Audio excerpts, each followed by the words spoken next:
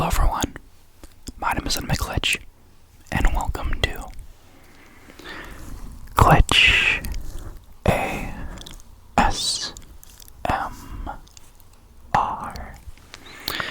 It is a new year. Happy New Year everyone. Happy New Year everyone. And we are back. We are finally back after all this time. Genuinely not too surprised that the piano video didn't get a lot of views because it's not ASMR content, but at the same time, if you haven't, please check out that piano video that I posted a few weeks ago. It is a video I made back on my original channel, but I want it to excel more here for a wider audience. If you know Legend of Zelda's Majora's Mask and know the Song of Healing, I think you see where this is going. I did a piano rendition of Song of Healing. This is actually me playing it. I recorded it at a church that I used to go to on their grand piano, and that's just where I recorded it, so it has really good sounds. Hopefully you guys enjoy that video. And while I was away, I made some more notes on my phone over there about video ideas and what I would like to do for the channel. I know that this video was also supposed to be a ASMR Minecraft video, but I will have that coming out soon. I don't think it's going to be a X amount of videos kind of thing, and then I make an ASMR Minecraft. I'm just gonna do Minecraft when I feel like it. I am very sorry for anyone who really wanted the next video to be Minecraft, and I just want to say I'm really sorry. I will eventually do it, just more or less when I feel like doing it, since I don't really feel like doing it, since I have so many ideas for videos with you guys right now.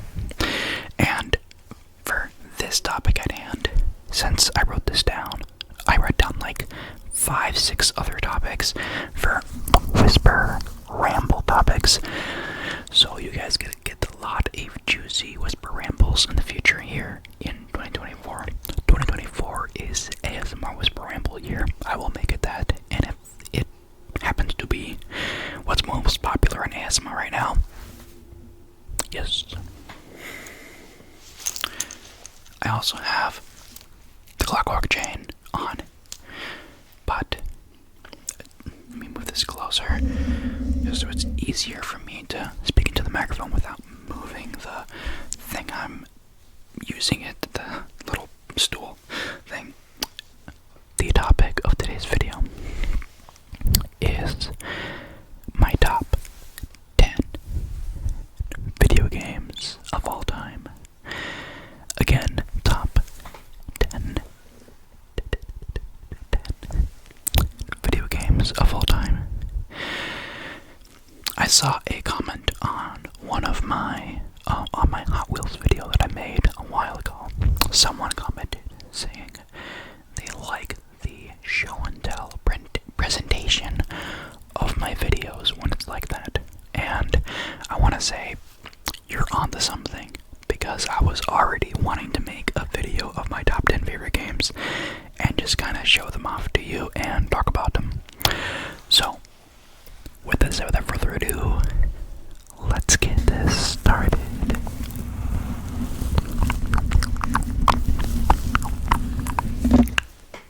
Starting at number 10 on the list, we have a game, a very well-known game for all of you PS2 lovers. It is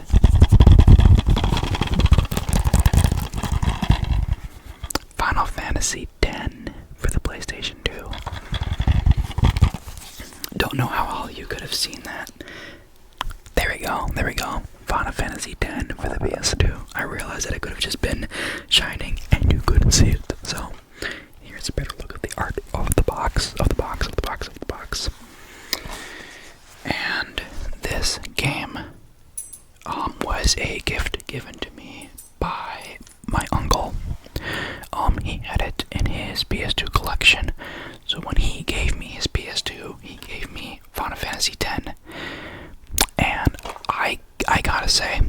I gotta say, this game changed me. A lot of these games changed me as a person, just for how impactful the story is of this game. And let me just give us like a small review of the game and just my thoughts on it in general.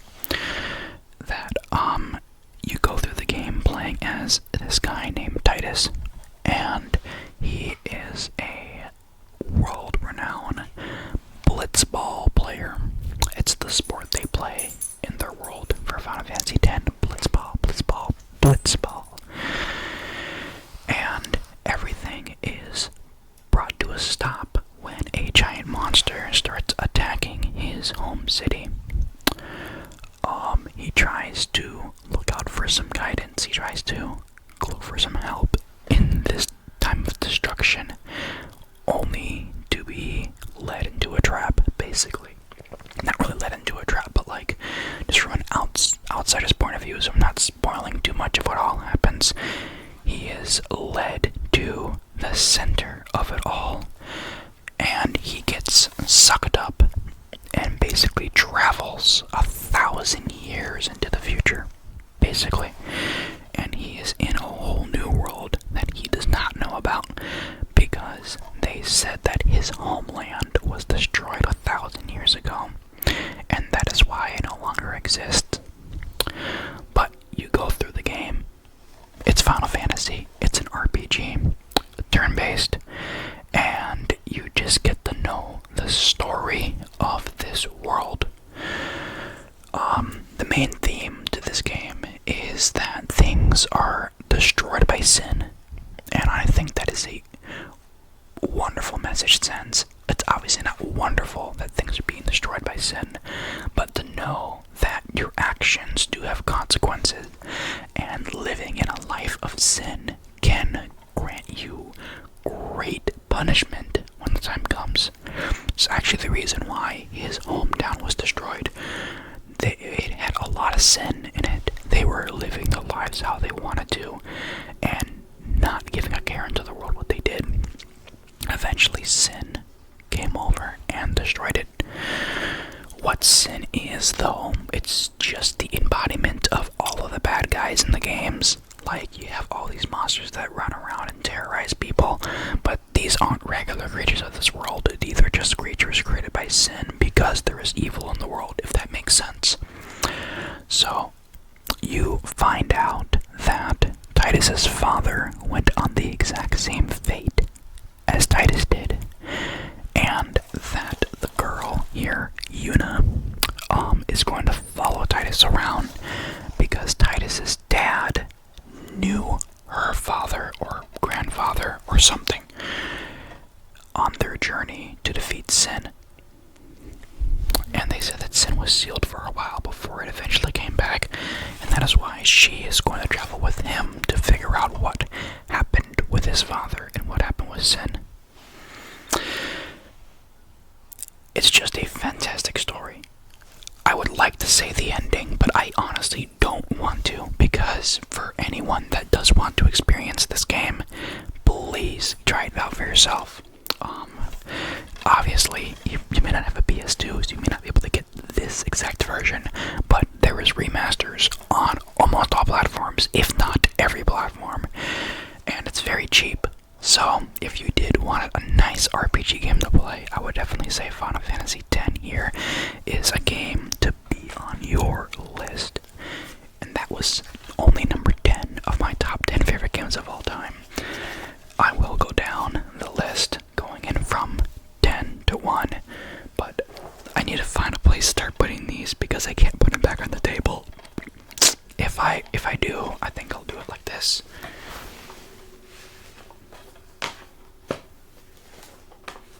There we go. Just so the games are in a way that it comes back to normal when I do it again. So, my number 9 slot. 9 or 9 here for you guys. Number 9 spot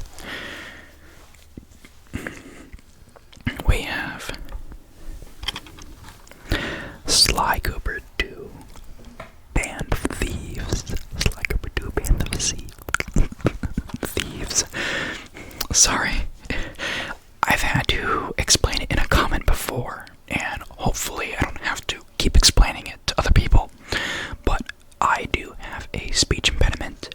Sometimes I have a lisp. You get the idea. I stutter, if that wasn't obvious enough.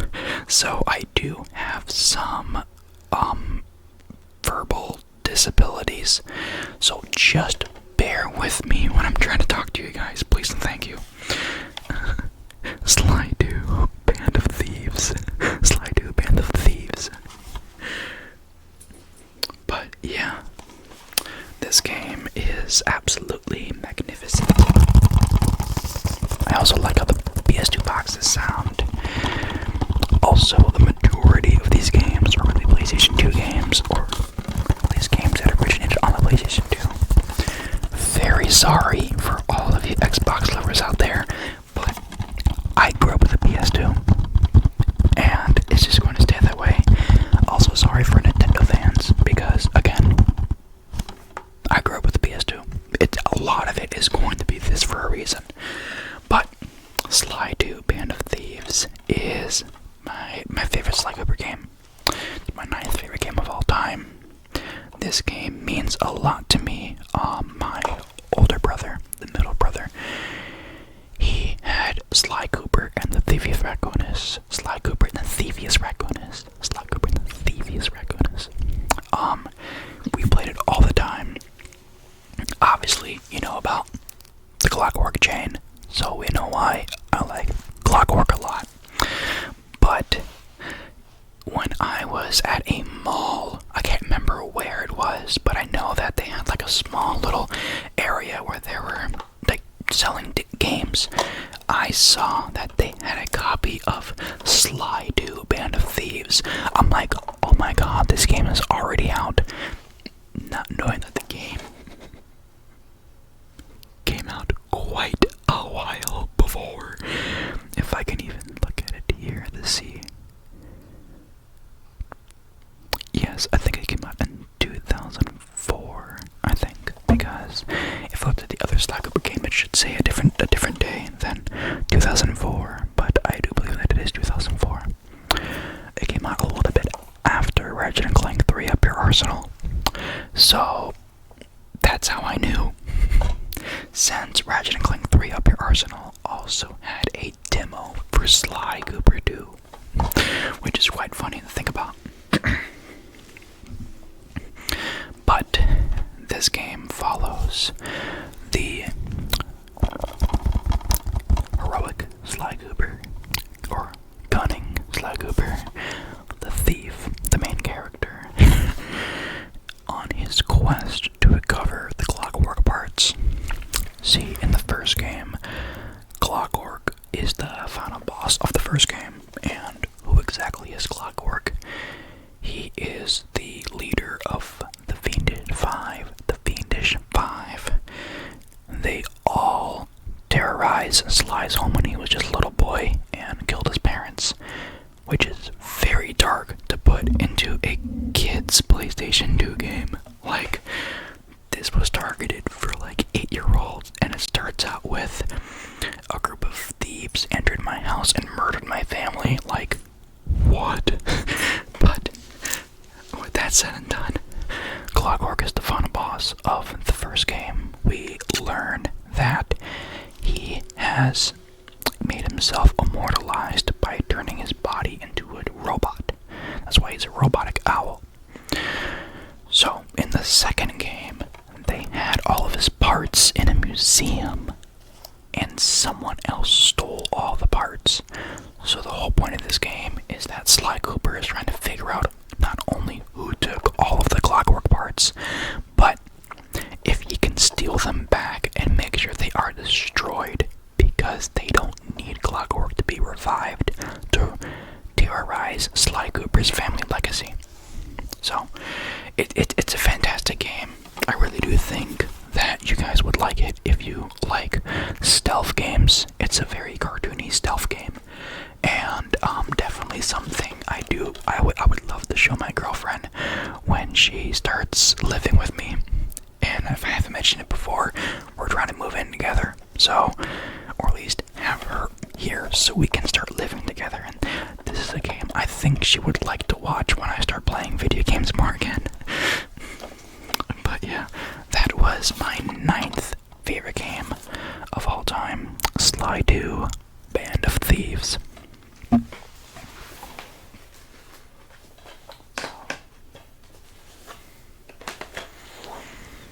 Coming in at number 8 on my top 10 favorite games of all time. And I guess before I forget, I might as well pose for the video. And I'll pose for a game that, like, I'll probably pose for this next game after I finish talking about it. But quite frankly, I did mention Ratchet and Clank Up Your Arsenal, my 8th favorite game of all time. Wouldn't you believe it? Is Ratchet and Clank 3. Ratchet and Clank 3, otherwise known as Ratchet and Clank Up Your Arsenal. Now, this isn't my favorite Ratchet and Clank game, but, like I said, my top 10 game lists aren't based off of how much I liked the game, more or less, but also what this game has done for me in my impact in gaming. As in, like, if someone told me, what is your top 10 games you would recommend to any video game player? These games are the games I would recommend. So, back on to the topic at hand on Ratchet and Clank 3.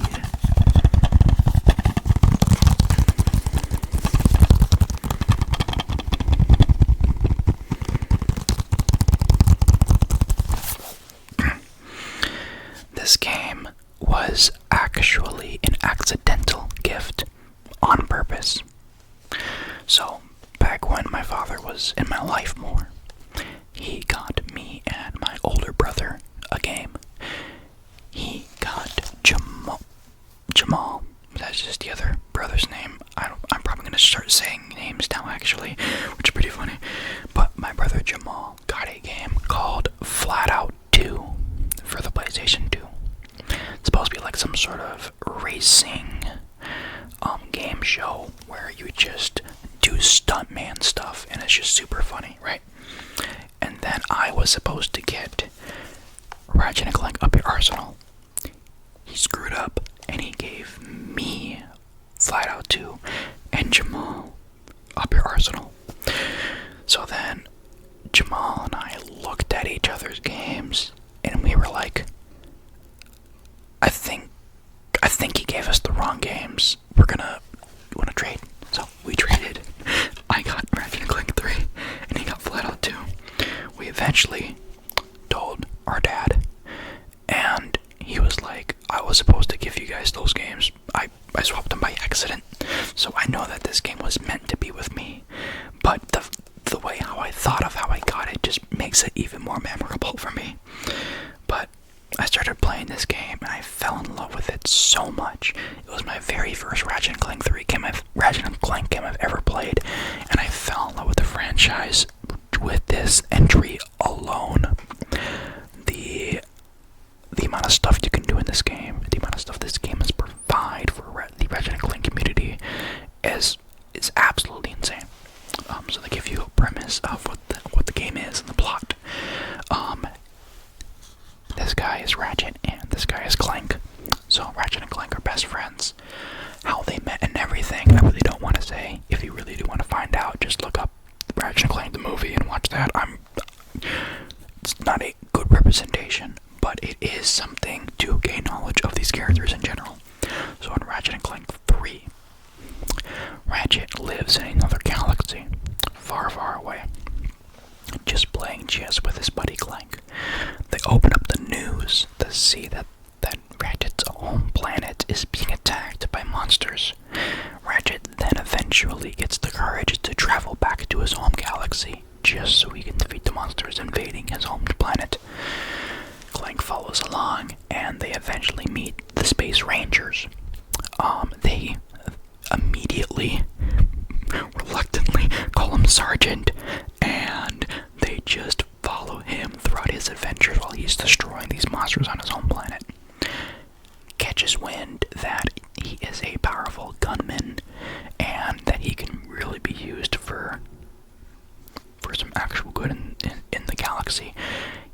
goes to the space troopers, the space rangers headquarters, and talks with their leader, and he joins their forces, becoming a space trooper, space ranger, or whatever, and starts destroying monsters on other planets. Later on, we get to realize that an old fella named Captain Quark shows up in the game and eventually tries to take the spotlight as the main hero. This unfortunately causes a lot of bad things to happen in the story, and long story short, almost everyone is gonna be roboticized. Like, if you know Sonic the Hedgehog, you know roboticization, turn people into robots. That's what this turns into. You know, the main villain of this game decides he wants to like destroy all of the organic life forms and turn them into robots. So later on, Ratchet realizes that I can't be fighting against my own ally. I gotta fight against the actual guy turning people into robots. This isn't a accurate story to the third game, but like to give people a premise when going into it. That's all I can think of right now. But like I said, this game is a game that I spent a lot of hours in. I had a friend in elementary school who also had this game, and we would just talk about it all the time. Eventually he grew out of it and started playing a Batman game because he got a PlayStation 3. But I never had a PlayStation 3. I just had Ratchet and Clank 3, if that makes sense. So this game obviously means a lot to me, and it's just something that will follow me to the grave on how much it just got me into these types of games. And yeah, that is my 8th favorite game of all time.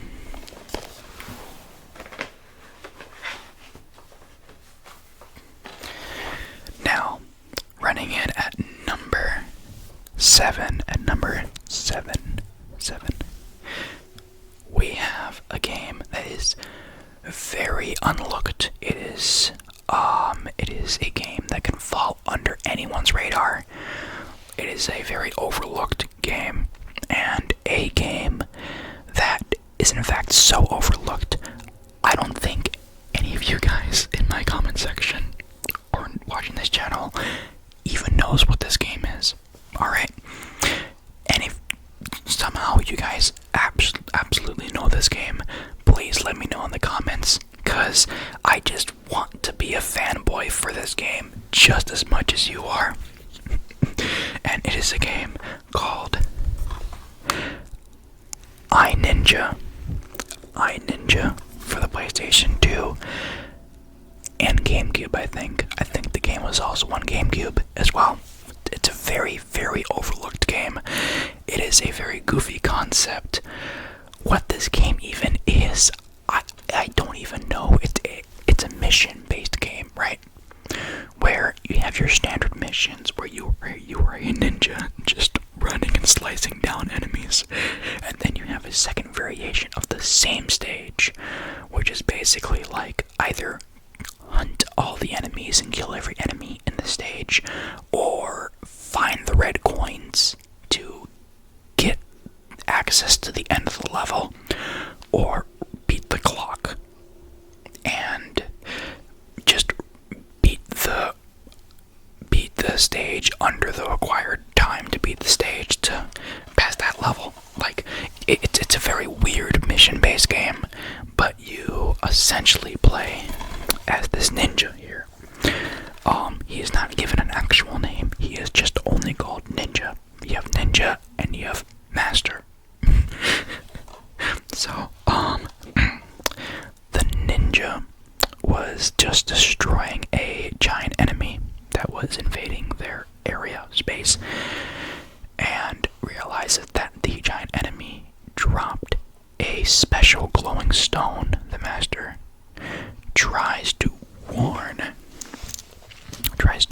Ninja to not touch it, to not get near it. Ninja does not listen, and eventually grabs the stone, and in a heat of rage after touching the stone, accidentally kills his master. So he got an item called a rage stone, and it just gives him special powers, special ninja powers. You know, it's just a very, very lighthearted game. Lighthearted as in like it's a very cartoony-ish game. So you use the powers of the Rage Stone to defeat your enemies on your path. Eventually, when you get a high enough beltage, because you start out as a white belt and eventually work way up to black belt by beating stages and getting graded on them and getting higher grades to then become the next belt. You know, you can beat the other bosses in the stage and just eventually beat the game. Like, there is no real overarching story. There is a guy named Oldor who's like the big bad, but I don't know why he's the big bad. It's never explained. It just says that he's the guy who's the final boss, so we need to work our way up to beat him, kind of thing. That's really it. So this game is just very goofy, but this game holds a special place in my heart for being. It's not that very difficult, but it's so basic it's difficult, if that makes sense. Or because of just some of the missions are absurd what you can do in this game. But I digress. This game just solidifies in my number 7 spot, mainly just due to the nostalgia for it. It's one of the very first games I've ever played that got me into video gaming. And I would come back home from school, it's like 2nd grade, I just want to come back home from school and try to beat the next stage in iNinja. That it was just my life at the time, you know. It definitely was not my favorite game though, because one game will always remain my favorite game of all time, for good reason. But yeah, iNinja is my 7th favorite game of all time.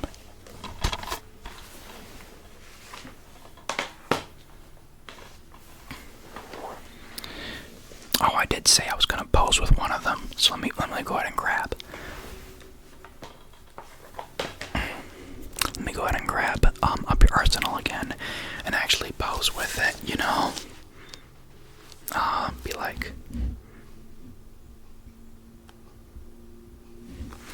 There we go. That looks like a nice pose for the video. So, good luck to you. Shoutouts to whoever made it into the video to reach the pose section. But on my number 6 slot, didn't mean to do this. My number 6 slot on my favorite games of all time. We have a game notorious for being difficult. It didn't ruin its own series, but it led to its destruction, if that makes sense. That is a game called Shinobi 2002. Shinobi 2002. Shinobi 2002. I only say 2002 afterwards is because that's when the game was released, but also it's supposed to be a reboot to the Shinobi series that was on the Sega Genesis. So it was supposed to be a reboot, but the reboot didn't really go very well. But the game itself, though, this game has no right to be as good as it is for a PlayStation 2 game. I guess just to give you a short summary of the story, you play as a shinobi named Hotsuma, and he went up against his older brother, Moritsme, to see who would lead their clan, called the Aboro clan. Hotsuma ends up defeating his brother in that fight, which causes him to kill his brother, since the loser is sacrificed to the ancient sword of their clan. So, Hotsuma is out to lead his clan when a magical seal is broken. An evil wizard named... It's so weird to be like, I'm talking about ninjas, now wizards. An evil sorcerer named Hinako starts wreaking havoc all leader of the Iboto clan. His clan sealed him away hundreds of years ago. And their clan is essentially to make sure that the seal stays. But since the seal is broken, he needs to be defeated and resealed. So that is why Hotsuma is out after Hinako. We find out that Hotsuma is fighting against another shinobi who oddly resembles his brother. And doesn't know why his skills are so good compared to his. Eventually, we meet up with Hinako to try to stop him in his master plan to be stopped by this mysterious ninja. After chopping off his mask, we see that it is a reincarnation of his older brother. Very, very shocking for most people. And it is found out that when Hotsuma had to kill his brother to get leadership to the clan, it wasn't because of the tradition. It was because they needed to give the sword another soul to keep it satisfied. And that introduces the special game mechanic in this game. It's a hack and slash game. You go around and defeat enemies left and right, making mad combos while doing it. But your sword has a special ability. If you don't kill enemies fast enough and eat enemy souls, the sword gets hungry and starts eating your soul. So not only is it okay, how can I safely get through the game without dying, because the game is really difficult, it's how can I keep killing enemies faster than my sword is eating me? And it turns a much slower game into a very, very intense kill fest where you are just running around the stages, just finding enemies just so you can keep your sword suppressed to stay alive, to try to make it to the boss. And when you make it to the boss, your sword is still trying to eat you. So now it's, how can I beat this boss faster than my sword eating my soul?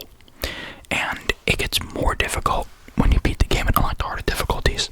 Who would have thought? And it's just absolutely absurd on how difficult this game can be. But this game is probably solidified in my number 5 slot, because it's another one of those games where I did not have much games to play when I was a kid, but I did have a few, and this was one of those few games. The history with it and what it means to me as a player just makes it worthy of that number 5 spot, you know? And number 6 spot, not number 5. And with that said, we have 5 games to go. 5 games to go on this top 10 list. And number 5 may be a game that's going to shock all of you, because all of you guys might not even know this game. Let's be honest.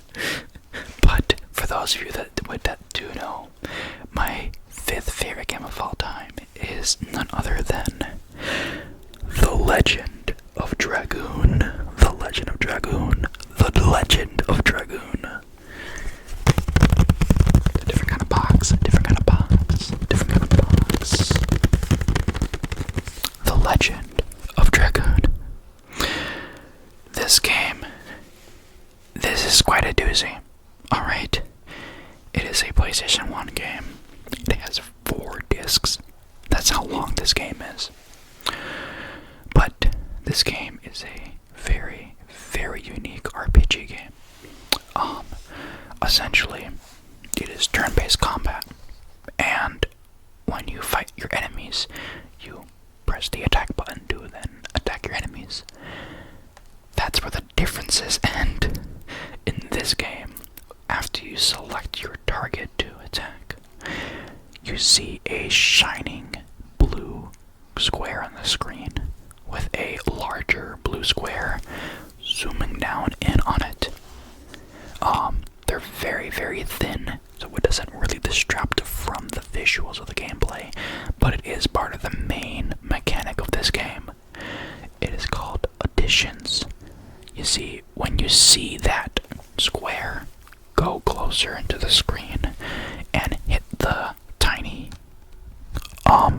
square in the middle. If you press the X button at the right time to then initiate an additional attack onto the main one provided that you have, and the additions can get longer and longer the farther you play through the game. You start out with like a simple addition, like double slash, where your character slashes once, but if you press X on the right time, he slashes a second time. There you go. Or you can get a better sounding move called Rush Dance, where it's not even just double slash, right, where you attack once and twice. The additions can keep adding on, so it's like maybe you have to press the X button 4 different times throughout the animation, and you need to time it just right. You know, I guess an example of what I mean by this, like it can be in a rhythm where it's like that's how you have to press it. When you see the animation on screen, you will see the square going into the middle, and it goes in the way that makes you press the buttons like there you go. It is a very, very interactive game style. For the main mechanic of the game, it is something that really, really surprises me as a actual game function, and no other games really replicate this kind of RPG feel. And I would love to see this game be remastered. The story is absolutely phenomenal, but the story is also too long to say about in this showcase. So I will save more of that later and just look up a review for this game or something. You will not be disappointed. This game is a fantastic game.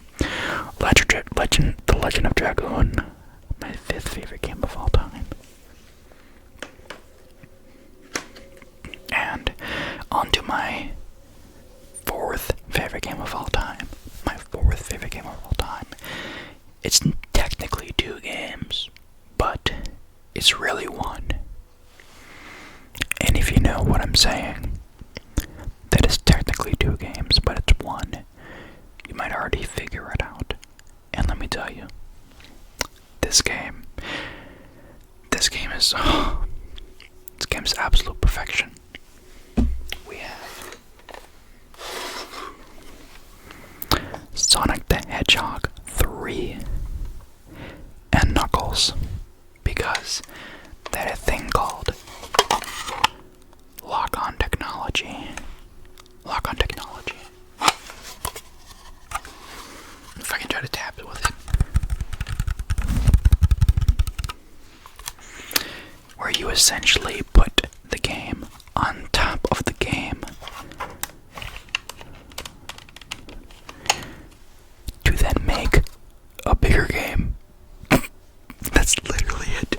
You put the game on top of the game, so when the game goes into the console, it reads it as a bigger game. It's mind-blowing that they got it to work on something like this, and it wasn't like any of these other games, you know. But yeah, Sonic 3 and Knuckles, I don't need to really explain the story, but you play as Sonic. It's the 3rd game, and there's a guy named Knuckles in it. Okay, that's your story of the game. This game means a lot to me. It's probably the first Sonic game I've ever played, which is kind of the reason why it's really high on my list for why I like it so much. But what it means to me as a gamer, as gaming is the pinnacle of escape in life.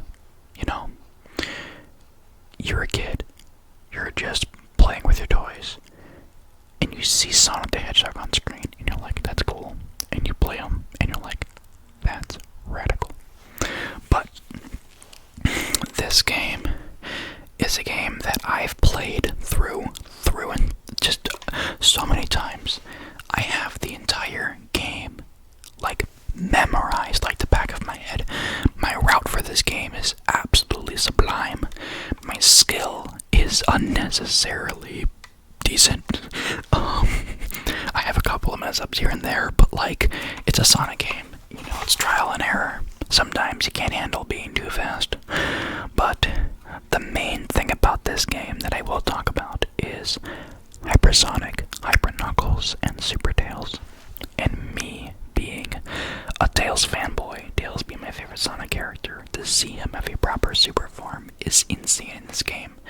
And just how good all of the characters are in this game, and how good the game was designed for these characters, how much it feels like it's a playground.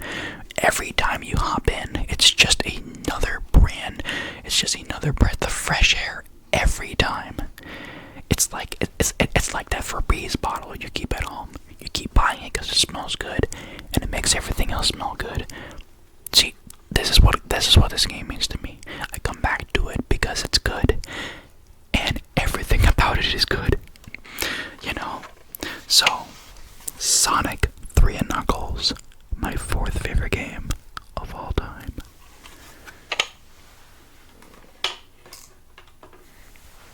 Now, on to my third favorite game of all time. My third favorite game of all time. We have a game absolutely legendary in the difficult department. In fact, a game that's so difficult that it even makes fun of you when you lose a couple of times and gives you an easy mode just to make you feel better. But the special thing about this game is that it was modified before coming to the United States. So when it came to the US, normal mode was the Japanese hard mode, and easy mode was the Japanese normal mode. So then, you never had an easy mode. It was either normal or hard, and even normal was still very difficult. But to stop stalling, I don't think this game needs any further introduction. Devil May Cry 3, Dante's Awakening. This is a game that, I don't know, it defines what being cool is. You thought Sonic defined cool.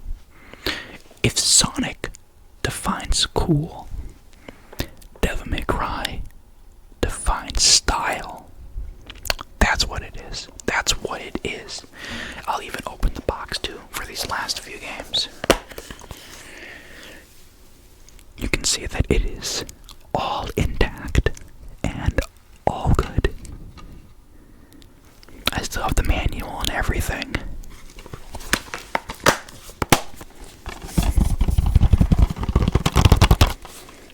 But like I said, if Sonic the Hedgehog defines cool, then Devil May Cry 3 defines style.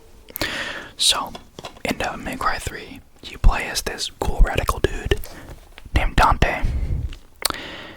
And I guess just to say, my name is Deontay.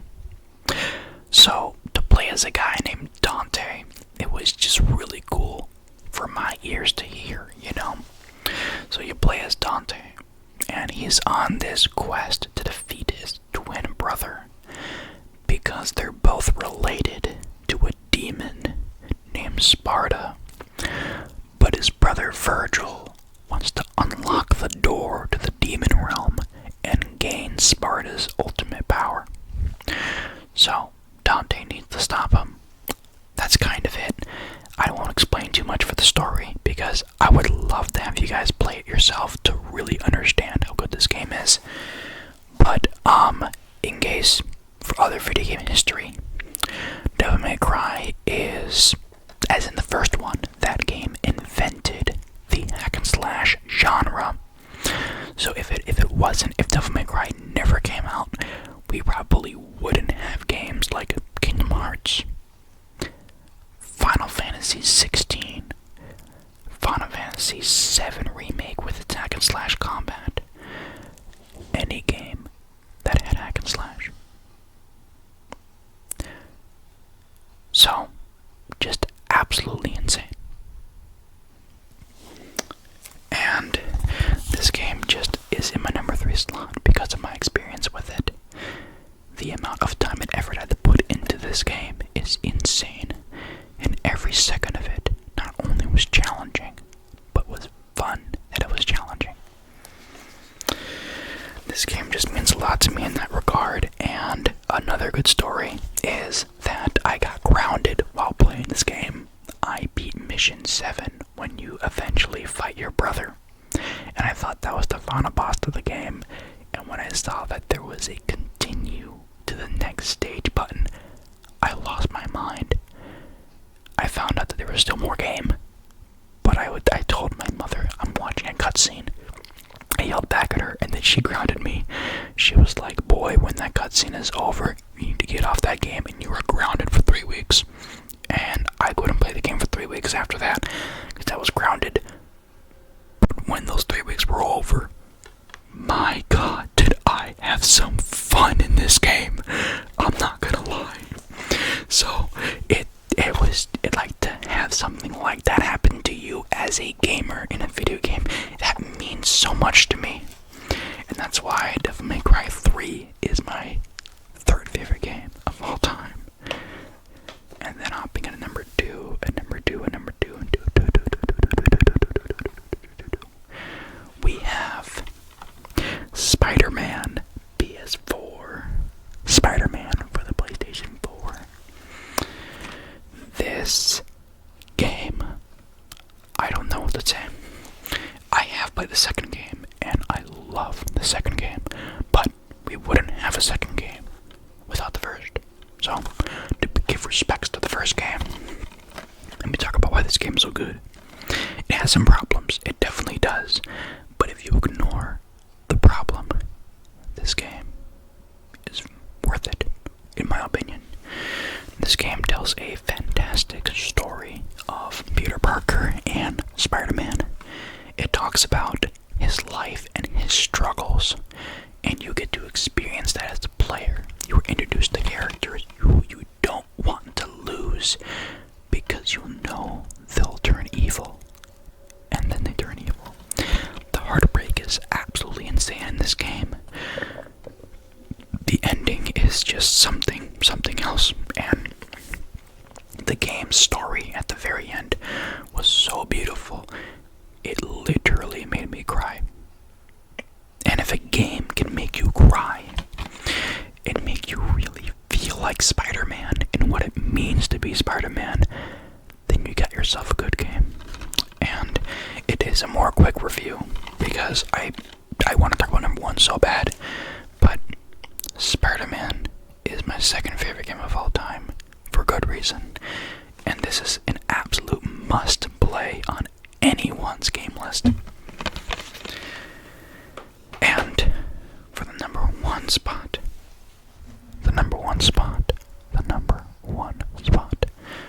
we have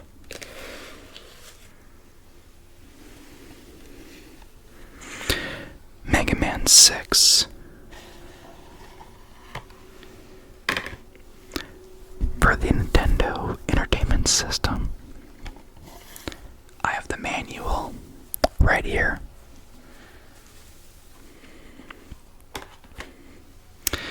And I think I want to repose for my thing, because I want this game on the thumbnail so badly. So let me do this, and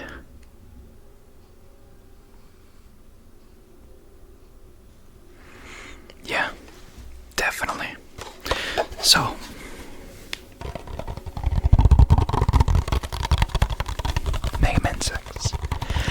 Mega Man 6. This game right here is my favorite game of all time.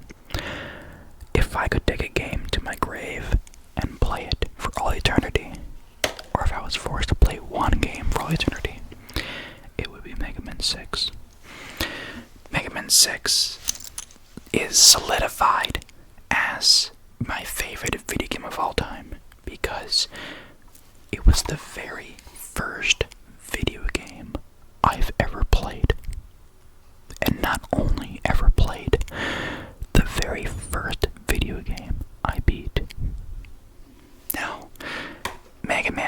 6 in particularly is a bit easier than some of the other Mega Man games, but Mega Man as a whole has been known for being difficult games.